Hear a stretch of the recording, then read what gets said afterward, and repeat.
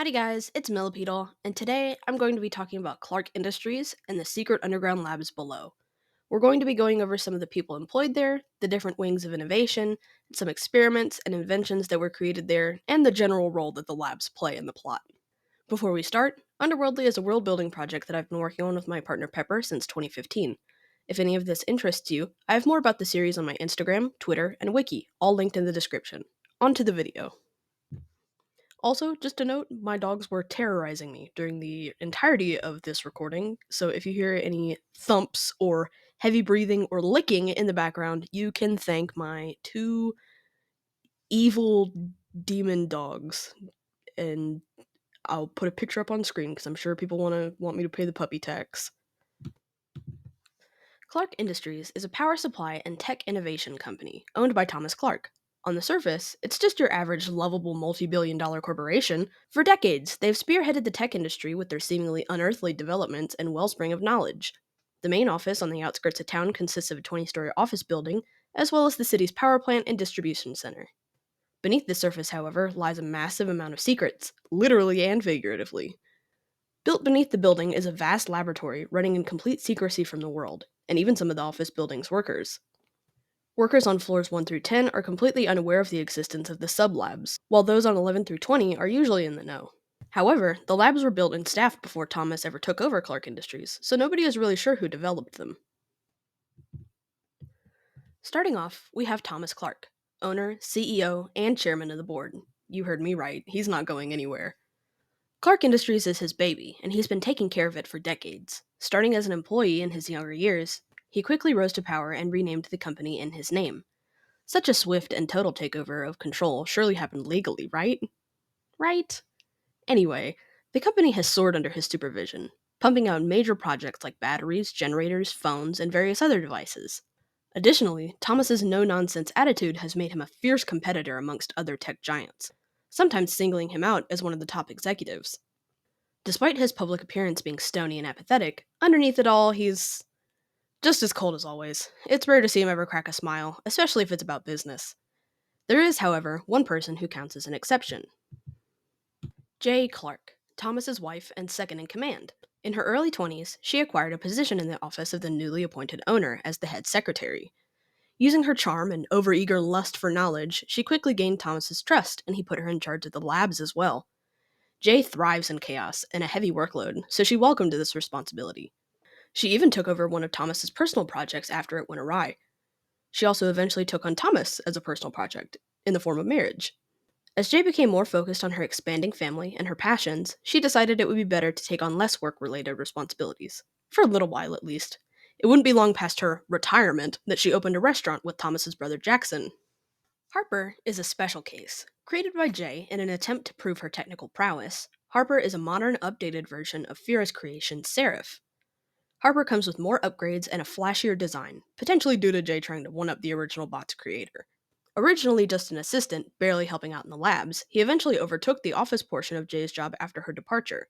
He manages all the paperwork and tasks in complement to Thomas, as well as occupying the self-appointed position of work wife, much to Thomas's chagrin. He also tends to take it upon himself to keep tabs on the plants. Well, one of them anyway. Miriam seems to be his special interest over the other two, being way closer to her. I wonder why that is. Nonetheless, Thomas has taken this opportunity to add another description to his job, monitoring Miriam's habits, a task that Harper has no problem overseeing. Speaking of the plants, Abigail was the first created, and therefore the most experienced, with the labs. With this in mind, it's no surprise that Abby took over this portion of Jay's job after she left. She now oversees all operations and experiments in the labs, despite being one herself. Jay raised her as one of her own from the day she sprouted, and she was immersed in the environment from then on. There probably isn't a single other person more qualified for this job than Abby. Fira is the head of the robotics department. As you can see, she is not a human, but a demon. Fira was introduced to Thomas and Jay by Casper early in the story. They were extremely impressed by her creation, Seraph, and offered her a job on the spot. She accepted and moved to the overworld, where she lives now with her mate Aster and her children. Fira was a prodigy, despite her semi-feral state, constantly building intricate devices and coding. She spent many years teaching herself the skills needed to do what she does, all with help from Casper, who took her in as a child and supplied her with books and tools and supplies. Currently, she has a multitude of projects and achievements under her belt, and single-handedly keeps her department afloat. Susan is the face of the office, manning the front desk and keeping track of who goes where and who does what. If trouble is afoot, she's the first to know, and the last to deal with it. She's one of only a few people who can poke fun at Thomas and live to tell the tale. SM works in the biology wing of the labs. After meeting Thomas and Jay via some interesting circumstances, they felt the need to assist her, in exchange for some information on her situation, of course. They offered her a position doing clerical work in the upper floors of the corporate building, and funded her education in the meantime. Eventually, after she got her degree, she was allowed to move down to the labs, where she works today. Lucy is Seraph and SM's daughter. Yeah, you heard me right, the robot fuck. After spending her early life hidden away from the outside world due to her appearance, she jumped at the opportunity to work in the labs. This, of course, being before fear of fully developed hologram technology. She mostly works as a lab assistant, retrieving equipment and taking notes for whatever scientist she gets assigned to that day. The plant team consists of the research team and the aptly named Merriam Squad. For the most part, the research team collects data and performs experiments on the plants, tracking their behavior and responses to new stimuli, as well as generally taking care of them and their needs. Most of this particular job is fairly easy, considering the plants have been around so long, there isn't really much experimenting left to do.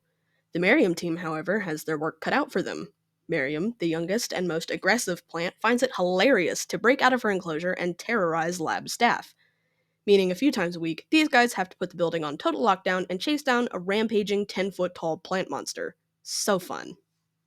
Last, for our staff section, are a few recurring characters. Dr. Myers, our on site therapist, because you don't spend more than a few days in the lab without needing some sort of counseling, and obviously everyone employed in the labs can't talk about anything they see down there to anyone else. Dr. Rose, who works in the medical department because, again, some injuries incurred while working couldn't or shouldn't be treated at a regular hospital. Dr. Booker, head of chemistry, he works pretty closely with the plant team and the medical staff, considering the broad spectrum of things chemistry can tie into with those. And lastly, Dr. Ray, a demon who acts as a consult for any underworld related stuff. He isn't actually employed in the labs, he works for the UCSCH as a wildlife biologist in the underworld, but if requested, he'll attend meetings or spend a few days working in the labs if a project requires him. The labs are accessed by the main lobby elevators, which require both a passcode protected by a locked panel and a fingerprint scan. There's also a back entrance slash emergency exit located in the woods nearby, though it's also thoroughly locked down. The main lobby of the labs acts as a common area, check-in area, and also has a cafeteria with some tables, mostly to keep the lower floor workers from questioning who all these new people are at lunchtime. Connected to the lobby are 5 corridors, leading to the 5 main wings of the labs. Starting off our tour is the tech wing. Most of the things built here actually do end up getting released to the public, mostly as a cover and to gain positive public opinion. Though there are some more dangerous and secretive projects being worked on here, especially in the robotics department. Now, I know what you're thinking, this is some Lockheed Martin shit, and you're wrong. Almost the entire point of this big secret lab deal is to keep the government's hands off their work. No taxes, no warmongering, no audits, and no OSHA. The chemistry department, despite having its own wing, is really all over the place. The scientists here work closely with every other department in the labs, attending meetings, collaborating on projects, assisting others with their experiments. Usually, they spend their mornings gathering tasks from other departments, and in the afternoons, working out solutions in their labs. Currently, they have a bunch of underworld related projects, seeing as they've been introduced to a whole new world of minerals and compounds to work with. The medical wing is occupied by doctors, nurses, and the medical response team. Doctors and nurses are stationed in their offices, ready to aid anyone hurt in the labs. The response team is usually on standby for emergencies, rushing to other parts of the lab if necessary. It's required for medical staff in the labs to always have a small vial of death cure in their offices or on their person, just to be safe. And when they aren't saving people's lives, they spend their time experimenting with medicine to improve on the instruments they already have. The physics department is also sort of all over the place, just like chemistry. As for their own projects, they assist in things like lab expansions, engineering more effective testing elements and rooms, and a small scale space program. Though various other wings perform their own experiments, the dedicated experimental wing houses larger scale projects, as well as more, you guessed it, experimental ideas. Things that combine elements from all the other wings or that prompt their own category of exploration are usually housed here. Things such as the plants or the death cure were developed here. Additionally, this wing is used for testing any and all creations if necessary. Department heads tend to run their ideas and projects through here, unless you're immensely confident in your work, like a certain purple friend of ours. The plants are the largest experiments in the labs. Pun intended. There are 3 specimens, Abigail, Alex, and Miriam, who are 12 feet, 12'6", and 10'5", respectively. Initially meant to be a separate project dubbed the Super Cactus, the experiment went awry and produced Abigail instead. The staff took this in stride, though, and made the plants an experiment in their own right. If you're interested in this topic, I actually have an entire video dedicated to them. I'll put a card on screen for that now.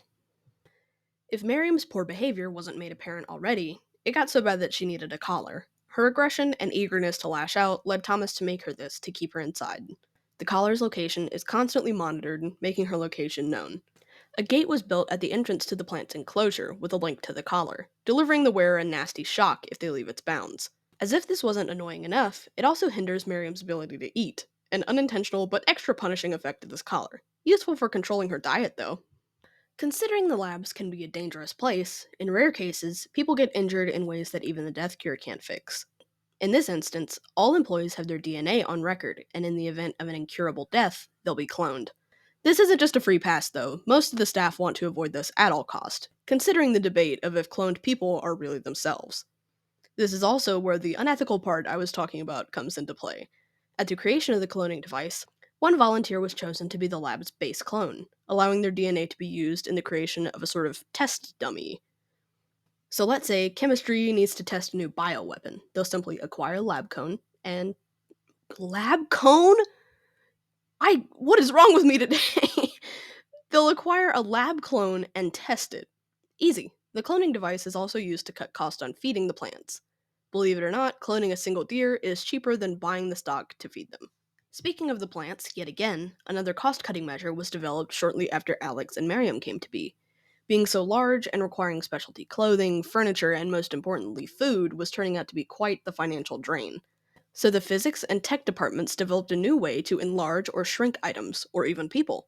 This was mostly used to supply the plants with regular food items, especially seeing as the only one who even regularly hunts the supplied deer is Miriam.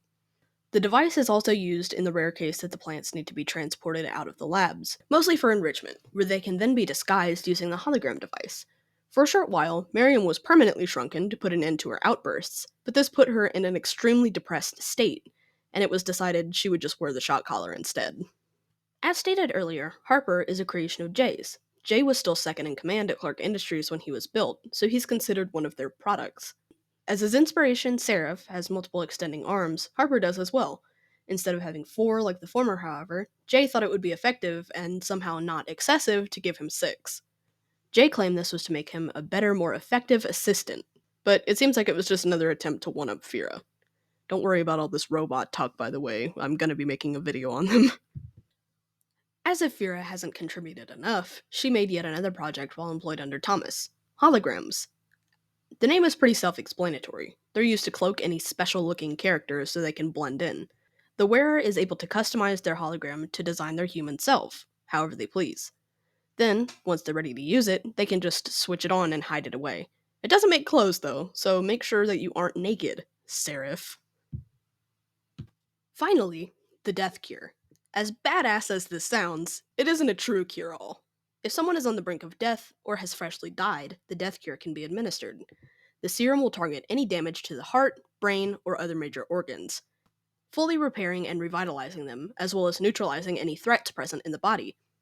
There are some things the death cure can't do, though. It can't regrow entire limbs, close major holes in the body, or repair major damage to the brain. However, if the limb is reattached or a donor limb is given, or if the major damage to the body or brain is fixed through surgery, there is a greatly increased chance that the subject will heal entirely. As for things it can do in a pinch, it can neutralize poisons or venoms in the body, work alongside other treatments for diseases, think like chemo plus, for an increased survival chance. And it can also close smaller wounds from stabbings or smaller bullet wounds. Overall, the labs serve as one of the main locations in UnderWorldly, acting as a place where most of our cast works, and most of the plot-driven surface moments take place, especially when dealing with the government prying into surface-dwelling underworldlings and the experiments in the secret labs. Uncle Sam wants this cut, and to establish that surveillance state, or die trying. As for the general feature of the labs, Jay has obviously stepped back to commit to her family and her restaurant, taking her twin boys under her wing as well. Abigail and Harper have their main jobs covered, being functionally immortal and all, and Thomas is training his eldest daughter, Lily, to eventually take over for him, though she'll probably have to pry the job from his cold, dead hands, one way or another. Alright, that was all I had for today. If you guys want any more information on Underworldly, I have plenty of posts and art about the series on my Instagram and my Twitter, as well as the wiki, all linked below. I also have more videos on some of the things we discussed today on my channel, as well as some short animations in my shorts if you want to check those out.